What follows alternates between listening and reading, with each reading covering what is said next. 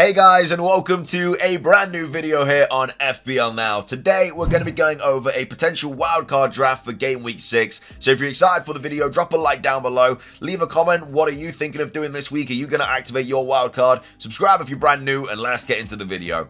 So, starting things off, in goal we do have Areola and we have Flecken, a really good goalkeeper combination in my opinion, especially if you're on a wildcard this week. For only, 8.6 mil, you get two first choice goalkeepers that have got really nice fixtures coming up together. So obviously this week, instead of Areola, you'd play Flecken because Everton at home is much better than Liverpool away. But then the next week you'd have Areola, who's got Sheffield United at home, Flecken, who's got Forest away. I'd definitely play Areola that week.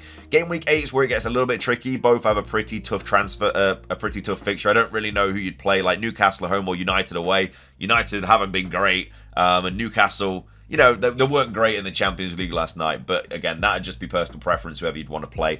And then the week after, you'd play Flecken, who's got Burnley at home, and then Areola, who's got Everton at home the week after that. And then as well as that, Areola actually has some really nice fixtures after the Everton at home game as well. So yeah, for 8.6, it's not bad at all for two first choice goalkeepers. So yeah, that is definitely the combination I would go with. Other options, obviously, you got Matt Turner, you also have Leno, stuff like that, but I just like these two a lot more, you know. I can't see these losing their place or anything, where there is a little bit of doubt over Turner. I mean, Leno won't lose his place either, but I just prefer these two goalkeepers. Again, it's up to you, but this is, if I was on a wildcard this week, I would be going with Areola and Flecken. At the back, we have Matty Cash, we have Estepinian, we've got Udogi, we've got Botman, and we've also got Bell. So Cash is in there just because Aston Villa's fixtures get really good in Game Week 8. There is also an argument to be wildcarding in Game Week 8, just simply because a lot of these fixtures get a lot better in Game Week 8. Like the Spurs fixtures get really good, the Aston Villa fixtures get really good, and then obviously the City fixtures don't get as good and stuff like that. So it's one of those, like, do you hold off until Game Week 8 so you can kind of get the fixture swing, or do you do it now? Because you'd be probably making the same transfers on your wildcard as you would in Game Week 8 as you would on Game Week 6. So it's going to be like dodging a bunch of price rises. But at the same time, you've got like Cash, who's got Chelsea away this week, and then Brighton at home. Like, I don't really want to be playing Cash against either of those teams. Well, maybe Chelsea, but Brighton at home, definitely not. Whereas in Game Week 8, you wouldn't have to worry about that. You've just got him for like Wolves, West Ham, Luton and stuff. So it's one of those. But if your team definitely needs a wild card, then, you know, obviously only you will know that. But yeah, we do got Cash here. Estepinian, even though the fixtures aren't great after Bournemouth, it is what it is. Like, he's such an attacking fullback that he can get you any points, even if Brighton do concede, which he has this season. You know, he has gotten quite a few points, and they haven't necessarily kept any clean sheets. I don't think they have, actually, but he has still been really good.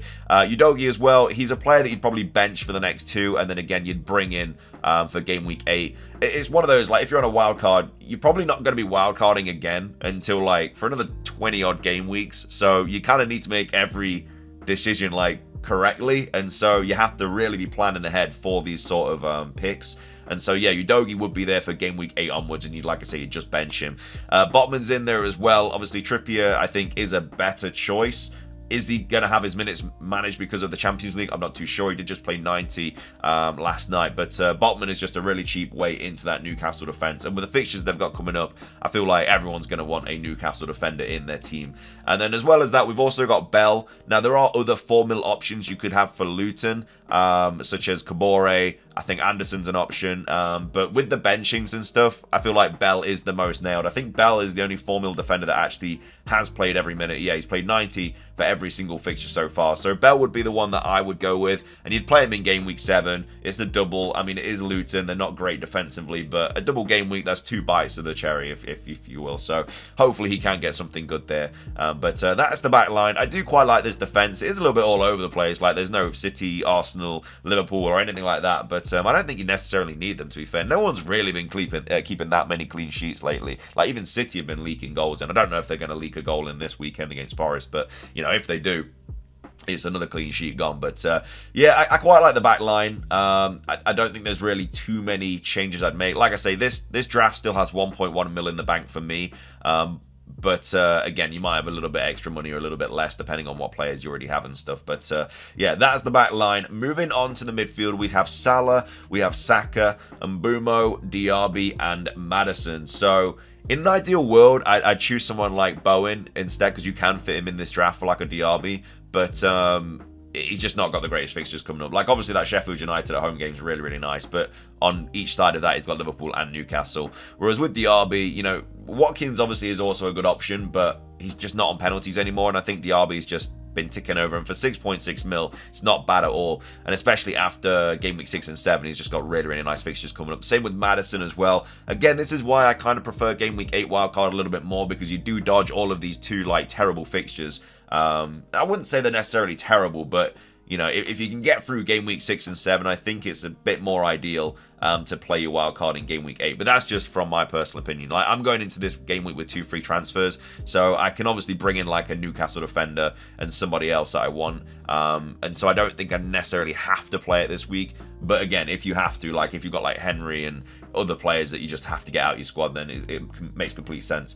But so yeah, DRB, Maddison, and Mbumo's still on this draft, obviously. Like, he ain't going anywhere. 90-minute man on penalties, talisman, everything goes through him. Really, really good option for 6.8. And then Saka as well. Like, yeah, Arsenal's fixtures don't really get that good over the next like 4 or 5. I mean, they've got Bournemouth and Sheffield United in the next 5, but Tottenham, City, and Chelsea. It's not the idealist of situations, but Saka on penalties is a 90-minute man, and I think that he's just such a good player as well. Like, if you watch his football, he's absolutely ridiculous.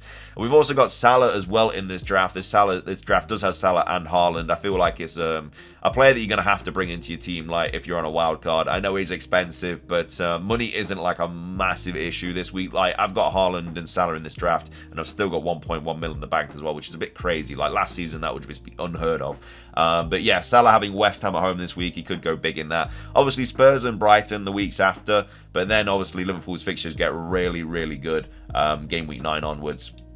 If you have a look at them, he's got like Everton, Forest, and Luton, then Brentford. So, you know, 4 really nice fixtures. He always seems to do well against City as well. And then after that, you got Fulham, Sheffield, Crystal Palace, United. He always does well against. So yeah, he would just be a hold for a very, very long time. Like, he's just such a good option to have in your team. I know he's expensive, but he's not blanked yet. So even though he has only got like an assist 3 times out of the 3 game weeks, he's still not blanked, and that's what you want. Like, if you had Salah this week, you would have gone big, because obviously he was one of the big, not necessarily a differential, but he's a player that a lot of people didn't have. But if you did have him, he had a really good game week. So yeah, that is the midfield. And then up top, we do have Archer, Alvarez, and Haaland. So Archer's obviously in there just for a 4.5 mil playing striker. Really, really nice option to have for the bench. We don't usually get a playing 4.5 mil striker, but he's definitely a good option to have 100%. And then Alvarez and Haaland as well, combining last night in the Champions League. Alvarez, a lot of people are saying he's being like overhyped. I don't think he is. Like, Alvarez out of Alvarez or Jackson, like, Alvarez is just one of the best players in FPL at the moment. He's got Forest and Wolves. The only thing, like I say, about a game week 8 wildcard is if you could bring him in now, you can then wildcard him out when the fixtures get bad against like Arsenal, Brighton, United, stuff like that. If you wanted to, you wouldn't have to take him out if you didn't want to. But with game week 6, that is kind of locking you into a transfer further down the line. But at the same time, it's not really like a lot of other strikers you'd be bringing into your squad. Maybe you could get rid of him for like a Watkins or something if you have the money. Yeah, and then obviously Haaland is just a staple. The other thing you could do is instead of Archer, bring in a Morris for Luton. I just have enough money to do that. Because obviously he does have a double game week in game week 7. The only problem is you kind of putting all your eggs in one basket. Like, Luton haven't looked good at all. I think they actually sit bottom of the Premier League right now. And so you're basically locking yourself into a transfer with that as well, just for a double game week for a player that's playing in a team that isn't great. Like, I think he's on penalties and stuff like that, which is all good. And they do have nice fixtures. Like, don't get me wrong, that like the fixtures are pretty good for the game week 7 double. But you know, if you lock him in on your wild card, you're gonna have to play him for game week 7, and then you'd have to get rid of him for game week 8, which is another transfer. And it's just one of those. Like, I don't think he's necessarily worth it.